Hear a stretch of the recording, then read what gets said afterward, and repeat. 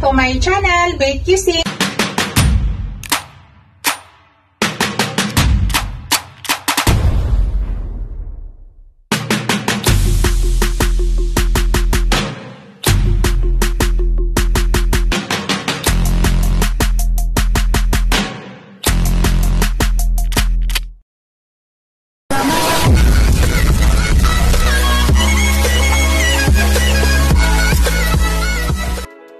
Guys, today's video guys, magluluto po ako ng sweet and sour na isda.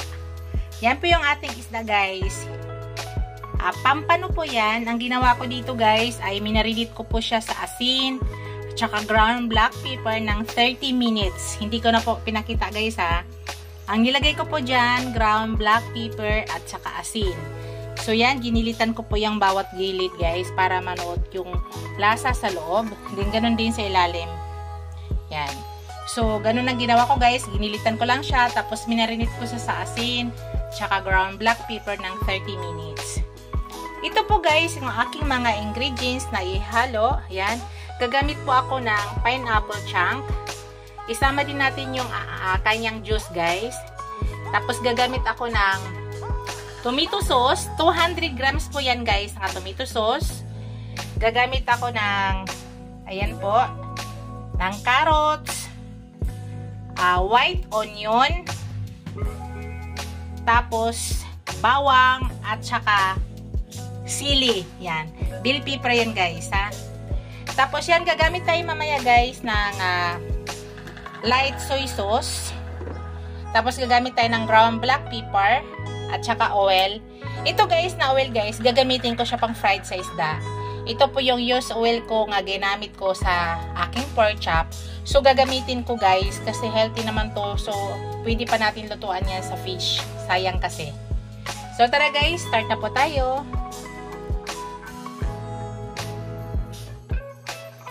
Gamitin natin yung ating used oil guys kasi sayang. Pinagprituhan ko to ng pork chop. Ito yung gagamitin natin para sa ating isda.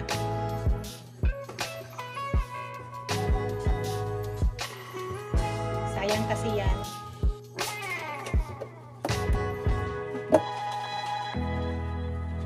Kita ba guys?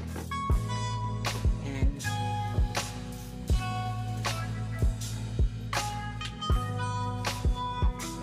Painitin lang natin. Tapos, ilagay na natin isda. Ipiprito lang natin guys. Pakita ko lang sa inyo. Fried lang natin yan. Tapos, tinatakpan ko yan guys para hindi siya maano.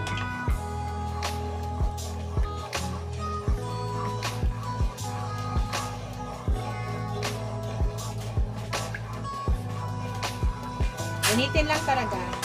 Hindi naman to didikit eh. Pero, mas maganda kasi ang dating ng isda pag mainit talaga siya bago ilagay.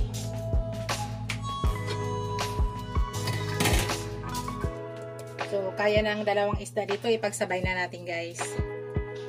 Yan, mainit na po. Lagay na natin.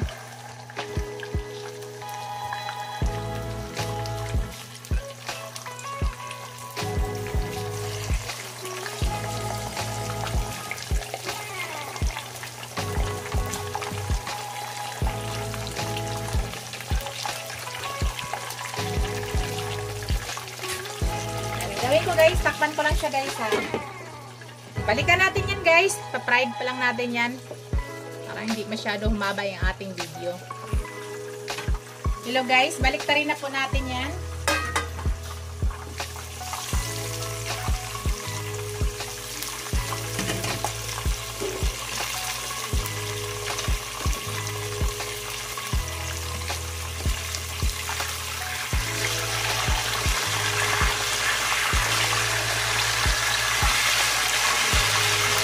Takpan ko lang siya ulit guys.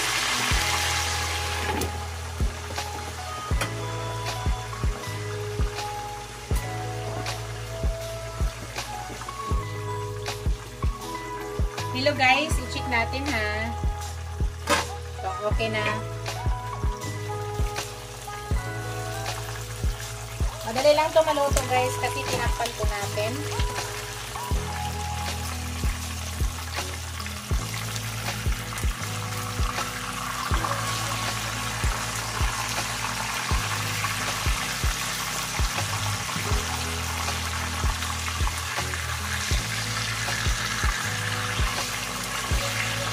Binaliktad ko lang saglit guys. Hindi natin siya i-overcook kasi nga ang version ko ngayon sa sweet and sour guys, ihalo ko para absorb na absorb yung sauce niya. Malapit na guys. Balikan po natin. 2 minutes guys, luto na po yan.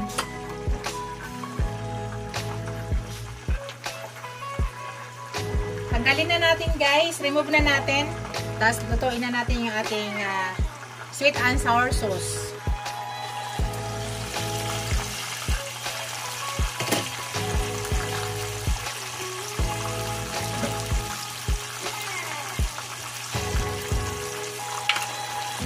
Tanggalin na natin yan.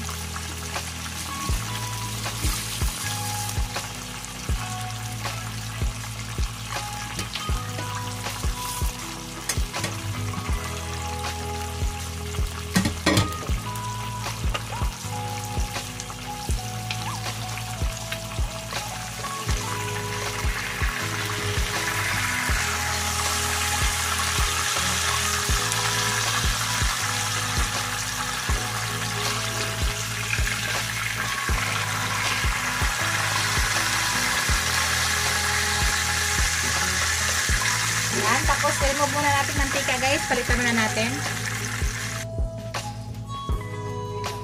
Hello guys, umpisa na natin guys pagluto ng ating sauce. Yan, hindi ko na hinugasan ng aking kawali. Tinanggal ko lang yung lumang mantika, tapos maglagay tayo ng konting mantika. Hindi ko na yan hinugasan guys. Maglagay na tayo ng mantika para panggisa sa ating bawang at saka sibuyas. Hinahin ko muna yung aking onion guys. White onion po yung gamit ko.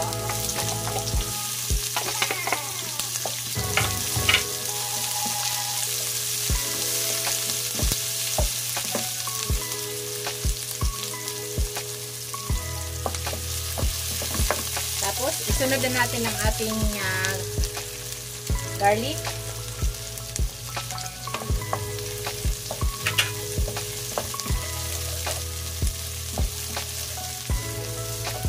Napakasimpleng recipe to guys.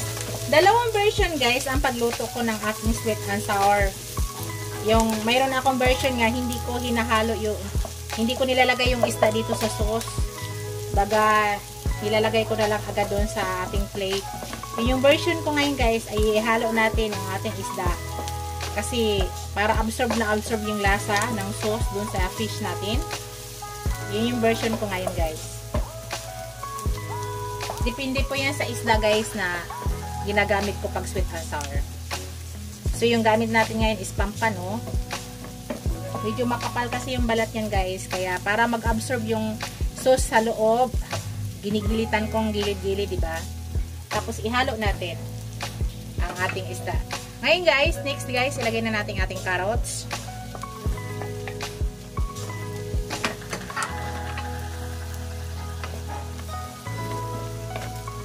Shoutout pala sa aking mga channel members. Sa aking mga bagong channel members guys. Maraming salamat sa tiwala nyo guys sa aking channel.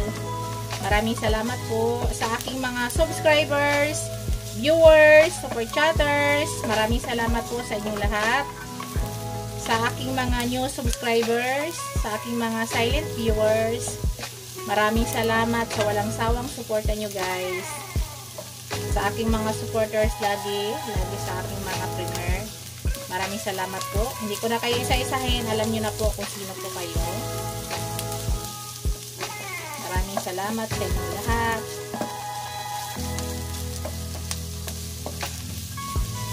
Busy na rin ako mga guys, pagdating ng 3rd week.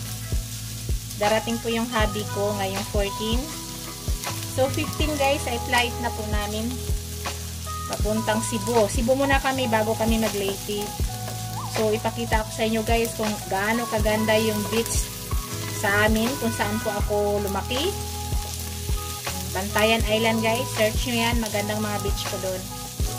So, siguro guys ay hindi po agad-agad ako makapag-reply sa inyo. Sana maintindihan nyo guys. Dahil doon sa amin ay napakahirap ng signal. Depende po yan sa location. Island po kasi yan guys. Hirap ang signal doon. So, pasensyahan nyo kung hindi agad ako makapag-reply by 3rd week ng June hanggang 4th katapusan. Kasi ang bakasyon namin guys hanggang July 5 po ang balik namin ng Metro Manila. So, makapag-reply naman ako guys. Makapag-supportin. Pero hindi talaga depende sa signal. Yan. Sa ngayon guys, okay na. Ilagay ko na guys yung aking yan, pineapple chunk at saka yung aking juice. Nakalimutan ko pala sabihin guys maglagay pala ako ng suka. Nakalimutan ko. Kasi sweet and sour. Buko dito guys, maglagay pa tayo ng suka na kaunti at saka wala pala akong pinakita kaninang suka. Maglagay pa tayo ng vinegar at saka yung sugar na kaunti. So, ilagay ko na to guys. Kasi sweet and sour po yung ating recipe po ngayon. So, may sukang konti yan guys. Mayroon na akong suka dyan nga nilag. Mayroon ng pineapple pero hindi po enough yan guys.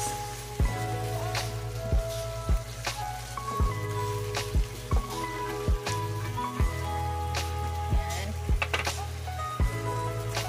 Dito guys, naglalagay ako ng konting light soy sauce. Para lang magkaroon siya ng, makontra lang yung magkaroon siya ng kunting kulay. Yan. Kunti lang guys, ha. Pero ito kasi version ko guys, nasa inyo po kung hindi kayo maglagay. Sa akin mas gusto ko mayroong kaunti.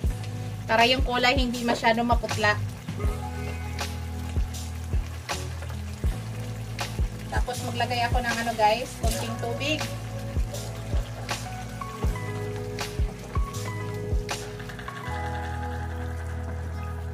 So, dagdagan ko pa kaunti guys para maluto ang ating carrots.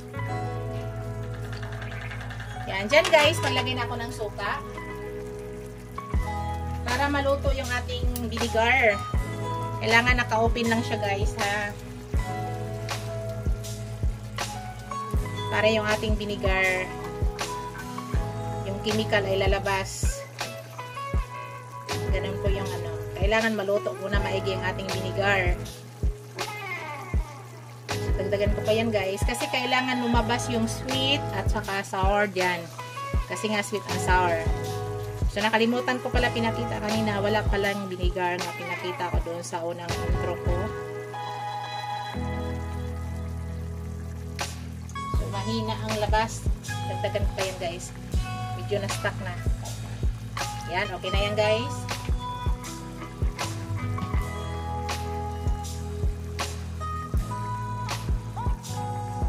Hayaan lang natin guys. Huwag lang muna i-mix. Hayaan lang natin na lumabas yung chemical niya.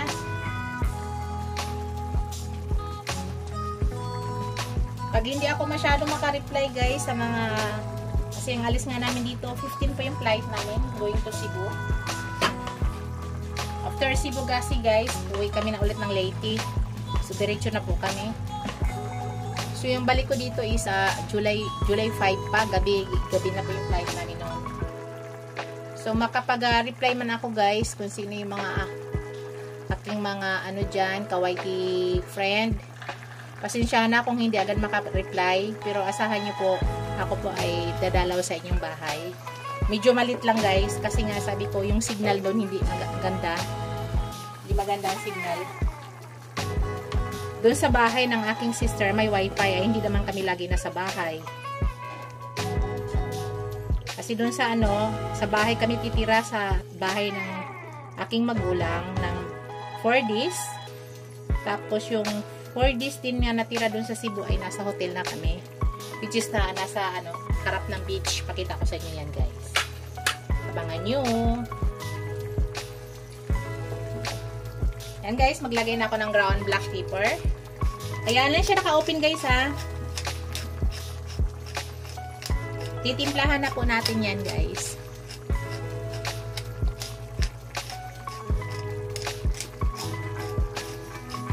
Nasa inyo guys kung gaano kadami yung gusto nyo brown black pepper.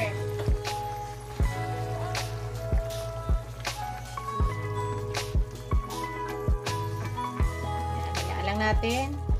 Gusto ko dyan guys, hindi masyado yung half cook lang yung ating carrots. Ay ko na masyadong lata.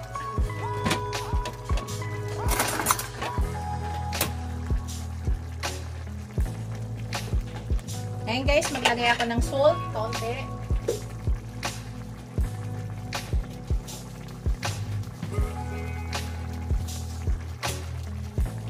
So, hayaan lang muna natin guys. Maya timplahan na natin yan.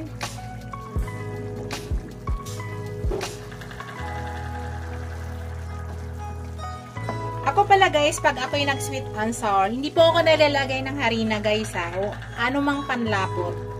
Kasi kaya ko siya palaputin na wala po siyang harina. Actually guys, yung suka, nakakapagpalapot yan guys.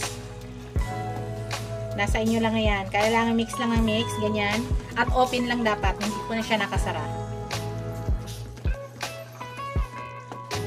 So, titikman ko siya guys, para ma-adjust ko kung gaano kalami yung sugar nga ilagay ko. Kasi nga, mayroon na tayong pineapple chunk. Tapos, naglagay tayo ng juice ng pineapple. So, ay ko naman na masyado rin matamis ang aking sweet and sour. Kaya, titikman muna natin guys, before tayo mag-add ng sugar. So, naglagay na po tayo ng asin. Ground black pepper. Yan lang po yung panimpla ko guys. Hindi ako masyado ng maraming seasoning. Mas masarap kasi yung makain mo pa yung isda nga yung normal na lasa nga, hindi puro seasoning. Yan po yung gusto ko, lumabas yung lasa ng isda. So, tikman ko guys.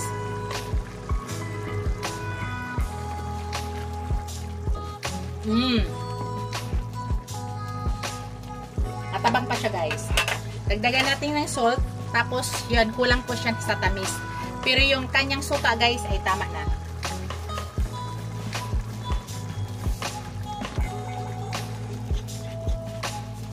So, hintayin natin.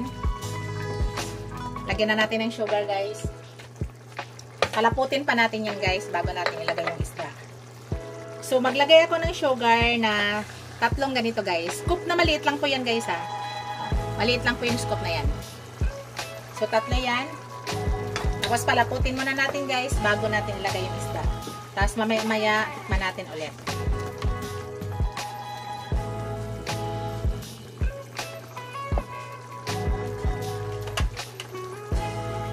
Nakita nyo guys, malapot na siya, di ba?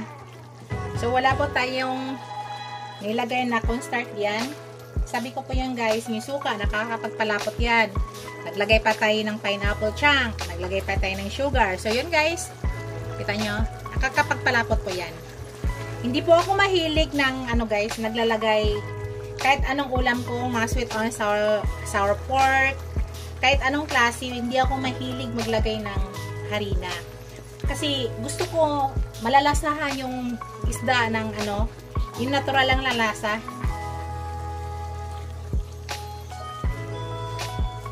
Pero nasa inyo yan guys ha, kung gusto nyo, kung kayo po ay sanay sa maglalagay ng harina, nasa inyo po yun.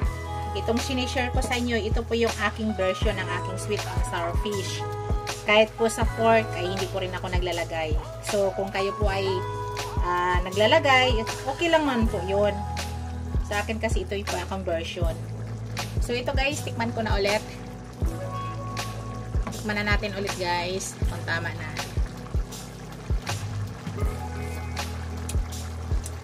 O, tama na siya guys. Ang lasa niya, sweet, tapos sour. Hindi naman masyado maasim, tama lang. So ilagay na natin yung ating fish guys. Maya ilagay natin yung ating bell pepper. Ihuli ko na yan. Kasi ayaw ko nadudurog ang aking bell pepper. So, ito nga yung version ko guys. Sabi ko, ihalo ko po yung fish. Yung minsan, yung version ko sa aking sweet and sour, hindi po ako naghahalo ng fish. Kasi nga, depende po yan sa aking isda na niluluto. Ito po kasi ay medyo makapal ang balat. So, kailangan ko idaan dito para mag-absorb ang lasa at i-adjust po natin yung apoy guys. Medyo pahinaan lang natin kaunti. Wag lang yung takpan guys. Wag yun lang takpan. Medyo, tapos mamaya guys, mga 2 to 3 minutes, balik ta rin po natin. Ang sweet and sour ko talaga, hindi po yan hinahalo ko. Niluluto ko lang yung sauce, tapos nilalagay ko na agad, lalo na pag lapo-lapo. Pag yan kasi guys, ay makapal, medyo makapal yan guys, o yan o. Ito po ay pampano. So, nalalansahan po ako sa pampano guys, kaya minarinate ko siya ng 30 minutes gamit yung durog na paminta at saka asin. Kasi doon nakakatulong siya matanggal yung lansa.